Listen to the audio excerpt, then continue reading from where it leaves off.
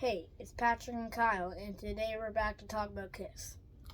Yep, last night, December 2nd, that was the pay-per-view for the last show of the End of the Road tour. I saw two stops on that tour, the first two times in Toronto, and we had tickets for the third time about 10 days ago. We were going to go together. That got canceled, but I've already kind of gone on a little rant about that, so we'll move on. But we definitely put aside tonight as really focusing on trying to enjoy this last show. Nope. Did you enjoy it? Yep. So the positives were decent performance, good price point, 40 Canadian dollars. I wouldn't have been surprised at all if they tried to charge $75 or something, so I was happy with that. And the two of us and Mom, we had the house decorated for Christmas, turned all the lights out, had pizza, lit a couple candles, and just try to enjoy the night as best we could. So it's always going to be a good memory of the last Kiss concert.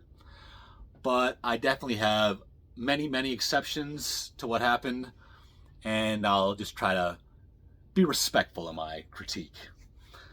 But first of all, the set list, the exact same as every other show on the tour.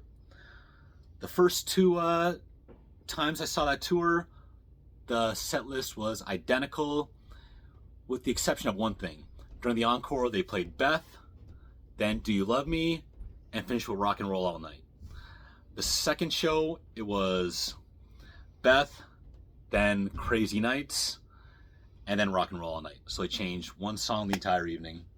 And last night they played Do You Love Me again. And I don't know about you, I'd take Crazy Nights over Do You Love Me any day.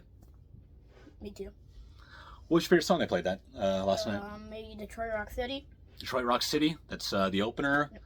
Came out blazing on that. And actually, Paul sounded pretty bad for the first couple minutes there. I was kind of worried. I was like, are they actually gonna try to perform live this time? And he's really struggling. I don't even know what happened. Was it still lip syncing like they've been doing the last couple years? Probably. But rough start.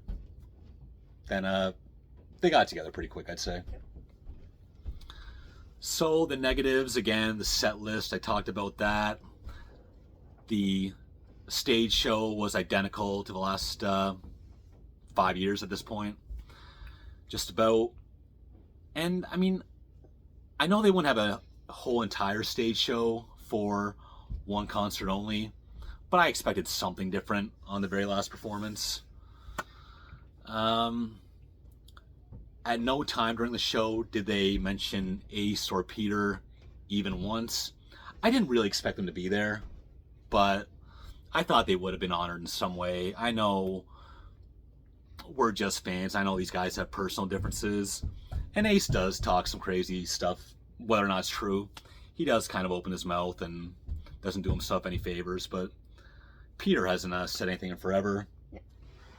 And I was disappointed. I really didn't expect them to be there. I mean, no one thought that was going to happen, but I don't know. Sometimes just kind of hope that Kiss would take the high road or give you something more for your money. And that did not happen. If you went to any show during this tour, you saw what that pay-per-view had to offer you. My favorite songs were probably, you said Detroit Rock City? Yep. My favorites were probably Cold Gin. Just seemed like a more metalized version than what you usually hear on record. And that was actually true for a lot of songs. Just, more metalized than what's on record. So I'm always a fan of that.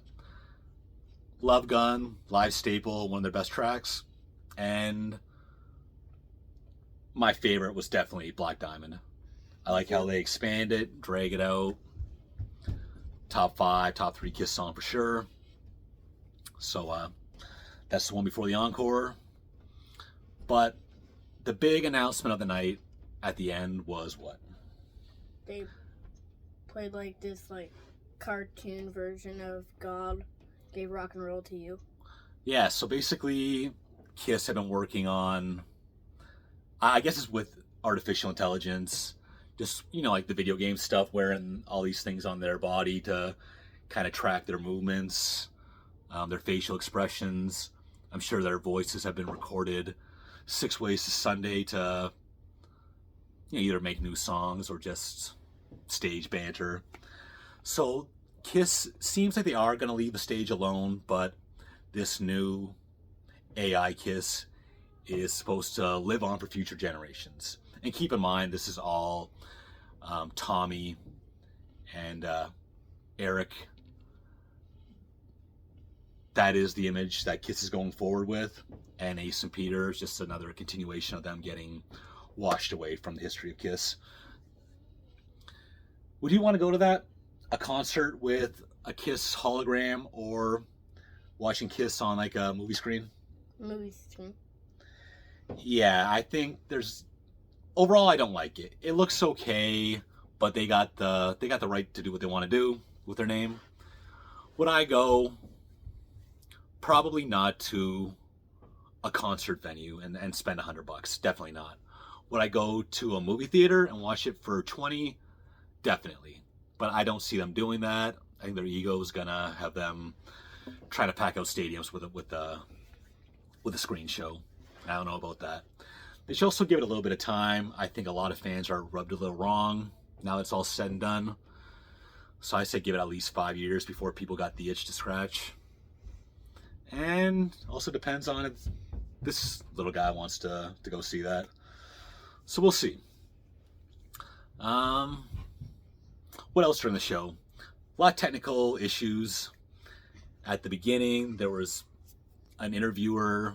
The sound was cutting in and out. It was getting choppy for a bit. The female main host, she tried, but there's just a lot of awkward moments where they left the camera on her for a couple seconds too long. She didn't know what to do.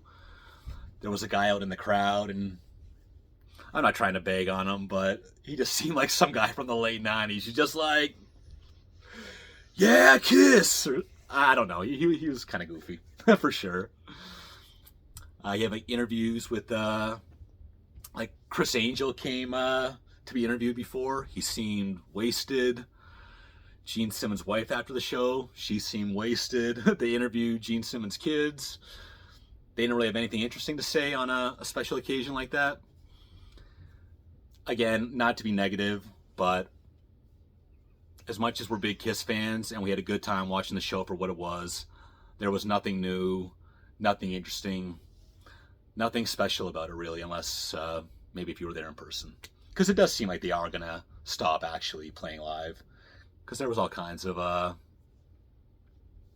speculating, are they going to perform again without makeup?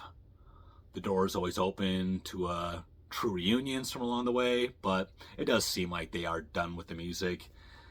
It's, well, I didn't even tell you what it's going to be called. It's going to be called Kiss New Era. Again, mixed feelings on it. We'll see if we participate with that going forward. But still big Kiss fans. We bonded a lot over the years of over Kiss music. And I wish it could end it a little bit better, something to be pumped up to. But it's just the way it is. Anything else to say, Patrick? Not really. Not really? Okay, Patrick's kind of quiet today. Late night. Stayed up all night for it. So, that's it from us. See you next time.